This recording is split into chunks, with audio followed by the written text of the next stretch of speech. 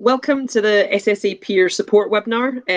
We're the Scottish Sports Association. We're the membership body for the governing bodies for the different sports in Scotland. So our members are about 70 different organisations and their members are 13,000 sports clubs.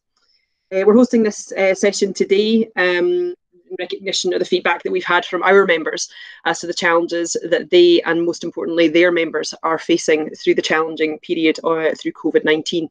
The key priority our members have been raising with us is trying to support their clubs. So what resources and support, particularly from a financial point of view, are available? The SSA is a member of SCVO, the Scottish Council for Voluntary Organisations, and SCVO announced a new fund last week, supported by the Scottish Government, the Third Sector Resilience Fund. So this session today is being hosted in partnership with SCVO, and being delivered by Firstport, who are actually one of the organisations who've been tasked with and are supporting the delivery of the Third Sector Resilience Fund. So particularly grateful to both SCVO excuse me, and Firstport for their support today. This is the first webinar that I believe has been run on the fund, so again we're particularly grateful for the support of that. The aims of the webinar today are to try and go through who is the fund available to, what's it due to be used for, what are the exclusions, what's the rationale for the fund, and how can it be used to try and make sure that where this is the best answer for sports organisations, that they can access the resource that is available through this fund. We are recording this session, so I'm very conscious that not all of our members are able to attend today's seminar and webinar, sorry. And therefore we're recording it to try and make sure that this can be shared not just with our members, but that our members can share it with their members. So trying to make this available to as many clubs as possible in as efficient a way as we hopefully all can. Speaking of efficiency, this perhaps wasn't my strongest start there, but we had a minor technical issue as we opened the seminar. So we are unable to record the very beginning of that. So you are getting a copy of all the slides here that were presented. So I'm just going to provide a very brief summary to the first couple of slides that Megan provided, just to make sure that nobody's missing anything, but hopefully they are fairly obvious as we go through them. So the Third Sector Resilience Fund, as I've mentioned, was launched by the Scottish Government. Who's it for has been one of the main questions that we've been asked, and hopefully this slide provides a useful summary of that. So not all sports organisations are charities, and they're not all voluntary sector organisations, but the vast majority are. So for governing bodies and sports clubs who are not for profit, then voluntary sector, or you're a voluntary sector organisation, and therefore we understand that most of you should be able to qualify for this fund. You have to be based in Scotland, and again there's further information and guidance available on that. And this fund, as Megan will go on to explain, is very much an immediate response to those who are facing the most challenging of times and may close if they cannot access support at this time.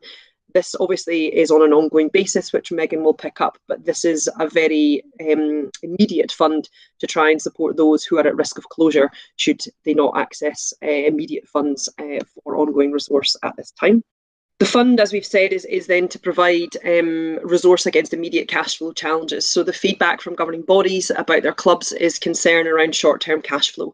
So before people undertake this process, the recommendation is very much that you can assess and also understand what your cash flow position is. So undertaking some of the tips that Megan's highlighting on the screen here to make sure you know what your incomings are and what your outgoings are on a monthly basis, and what that looks like over the next 6-month period, in order that you're best placed to understand your position and to be able to explain that in your application for this fund. So apologies again for the small technical issue. We're all learning, the same as everybody else through this new process. So we'll now hand back to Megan on the audio. We'll be able to explain exactly the next stages as we move forward. Value of the income loss over the next 6 months, and how much funding from the fund would you need to keep your organisation afloat until the end of July? So we're really looking for applications for funding for no more than 4 months. But you really need to have a good grasp of your finances, and there is further support to help you do that, which I'll allude to later. Dramatic effects that I didn't know were in here. So how much can I apply for? You can apply for up to £100,000 in grants. So there's one application form, and it will get fired off to the relevant organisation. I've just included that here for your information. So grants of under 25,000, they're going to go to CORA. 25 to 100,000, that's what we'll be managing that with Firstport. And loans of over £50,000 will be managed by Social Investment Scotland. We're also open to blended finance applications. So if you want a little bit of a grant and a little bit of a loan, that's also possible. So all of those are through one application form via the SCBO coronavirus hub. So this is something that may or may not be in our guidance documents. This is kind of based on the rapid feedback that we're getting every day from our grant assessors. So this is going to go in the application form, but you might be the first people to kind of see this in writing. We're really kind of honing down on what a good application looks like, and that really is eligible examples of expenditure is, for instance, overheads. So you have furloughed all your staff, but you still need to keep your rent, you still need to keep your premises, overheads, that kind of thing. That's perfect. Staff costs for key workers and other essential staff that you can't furlough. Absolutely, this is the kind of thing that we can cover. Ineligible funding, some of the examples of the things that are coming through that are ineligible. Staff costs until the job retention scheme opens. So the furlough scheme will be opening in April. And some people are applying for staff costs to backfill them from when they closed their doors. That's not eligible. What we'd be looking for you to do, or we'd suggest that you do, is get a loan. There's a lot of zero interest loan options available at the moment. So get a loan to cover you for that term. It will be backdated until the 1st of March when you do get that furloughed money. So that should be able to cover you for that. Some people are applying for 20% top up so that they can keep their staff on full pay. Again, that's discretionary and that wouldn't be eligible in this fund.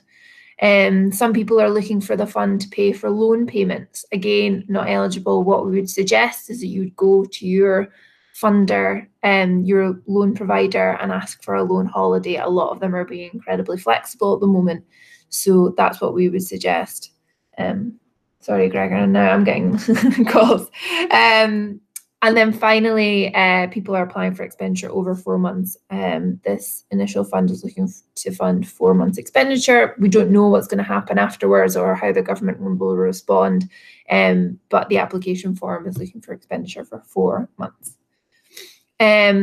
What I wanted to include as well is we're getting a lot of applications because we're the first one to open, or people are just like firing in applications, but we might not be the right fund for you. So I just wanted to allude to some of the other support announced in this package and other support packages that might be relevant.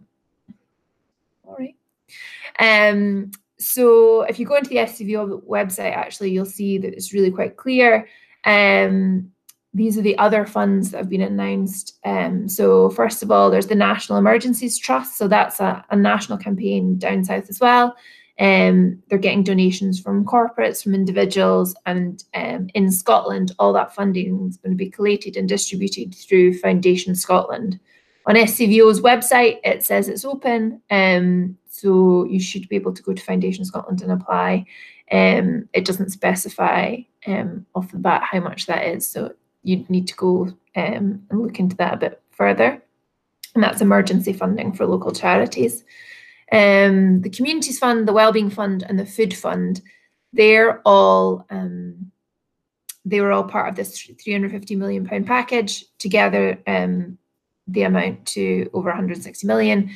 So you should really look at them if you're looking to respond to additional demand, if you're seeing your services change or you need to respond in different ways or support your communities. The Resilience Fund's not for that. It's for keeping the lights on and making sure that you're here to open the doors when we get out of this. If you're facing further demand in the meantime, these are the kind of funds you're looking for. So the Communities Fund for community organisations, including those that aren't charities, that's 40 million. Wellbeing Fund, support community-led organisations, responses to coronavirus, speak to your local TSI, but again, that's not open yet. And then the Food Fund, and that's to ensure everybody's got access to food. So, families receiving food, free meals, or elderly people, other groups that are struggling to access food. these all might be good sources of support for you guys, and I've included the link at the bottom to the page on SCVO's website where you can find out more. There's also a loan scheme available through a number of banks, and so loan facilities of up to 5 million for people that are experiencing lost or deferred revenues. I know some people are reluctant to go into loans, but there's very good rates. Some of them are offering 0%. So really, again, look into this. And if you apply for the Resilience Fund, we'd expect you to have evaluated all these other funds and options and decided that this was the right one for you. As at the beginning, I mentioned that you should be, really have gotten to grips with your cash flow, what money you're missing, what you're going to need over the next 4 months, 6 months. So if you're not sure about that, or you really need a wee bit of help, or your clubs need a bit of help, Just Enterprise are offering support. So that's one-to-one support, webinars, and online learning to help you unpick your short-term cash flow, your income loss, and your additional funding.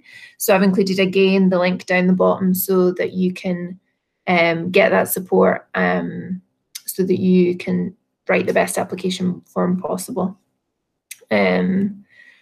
I've also included some FAQs and top tips, just again, responding to what we're seeing over the last few days.